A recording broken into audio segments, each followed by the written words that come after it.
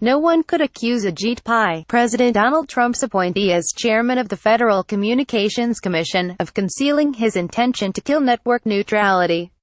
For nearly 5 years as a Republican FCC commissioner, and most recently in a speech in April, Pai depicted rules guaranteeing net neutrality as heavy-handed and unnecessary regulation.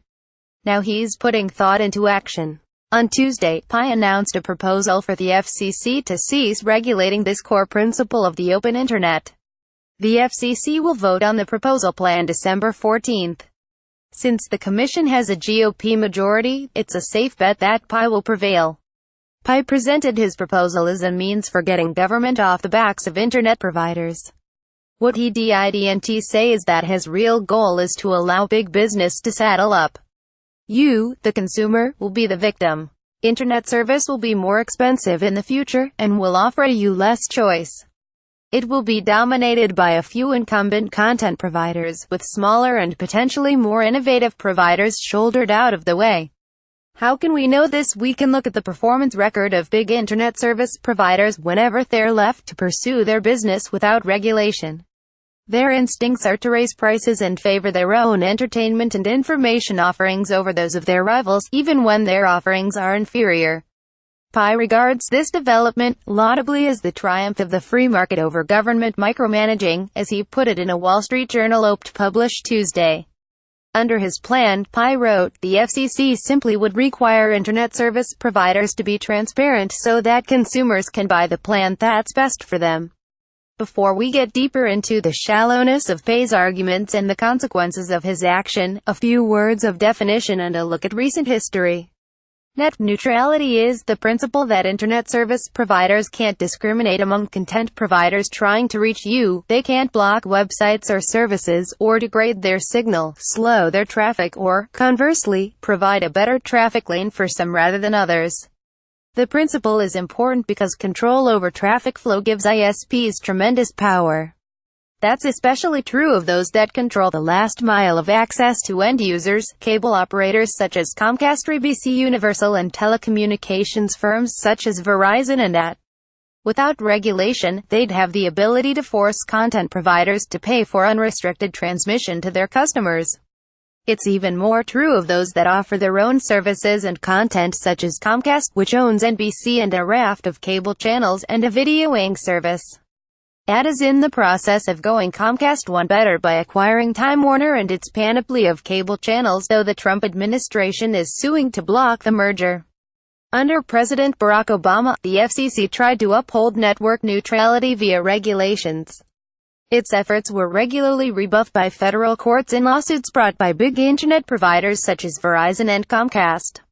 The court said the FCC didn't have the necessary authority, thanks to a historic mistake the FCC committed in 2002, under Bush-era Chairman Michael Powell, to classify ISPs as providers of information rather than telecommunications. Because the Commission's authority over the former was more limited than over the latter, its regulatory hands instantly were tied behind its back. Judges in the Verizon and Comcast lawsuits hinted strongly that only a return to the old classification would give the FCC the necessary authority. That's what the Commission did in 2015, under Chairman Tom Wheeler, an Obama appointee.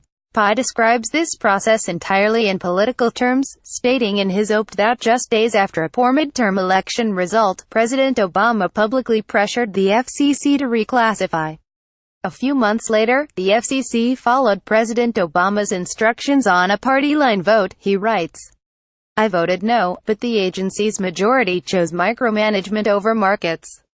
Pai's faith in the efficiency of free markets in telecommunications is adorable in its way, but the facts he employs to support it are thin at best and, to be fair, mostly non-existent. He asserts that investment in broadband has plummeted in the 2 years since reclassification, by 5.6%.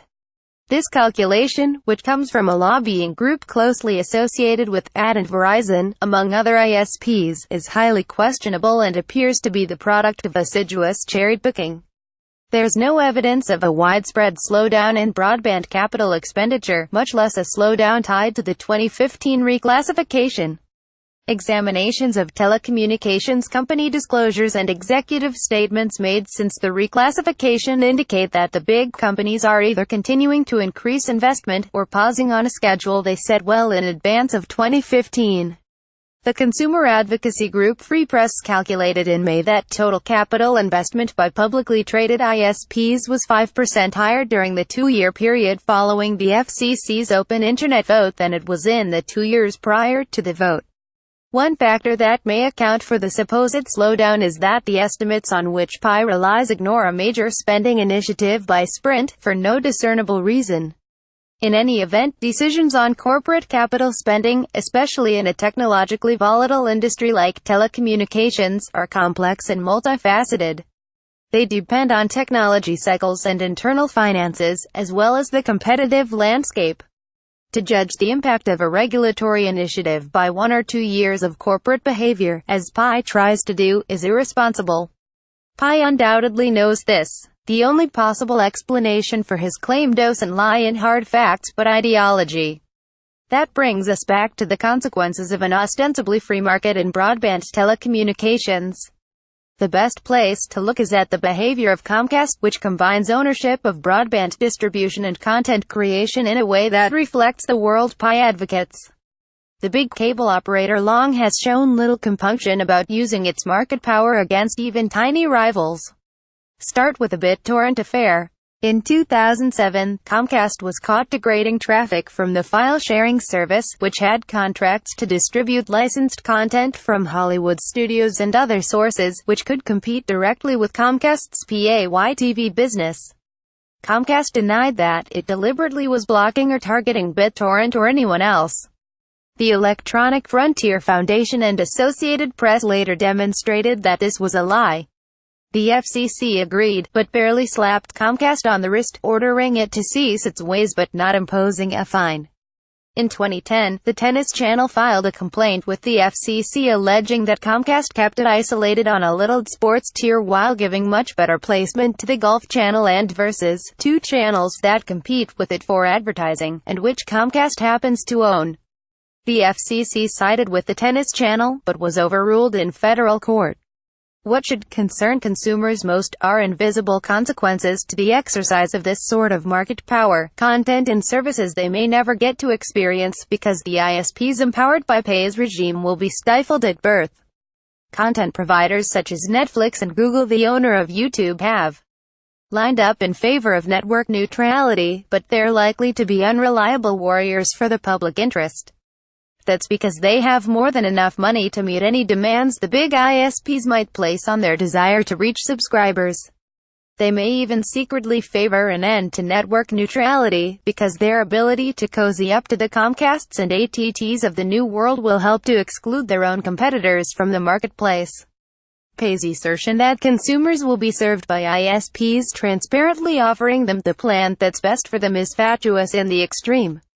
The more likely outcome is that consumer options will shrink. They'll transparently know that they're being offered fewer choices, none of which will genuinely encompass an open internet. The truth is that competition among ISPs is shrinking, and their power already is enormous. You may think you have free choice among YouTube, Netflix, Hulu, Amazon Prime, and other services, but they all reach your home via the same digital pipeline.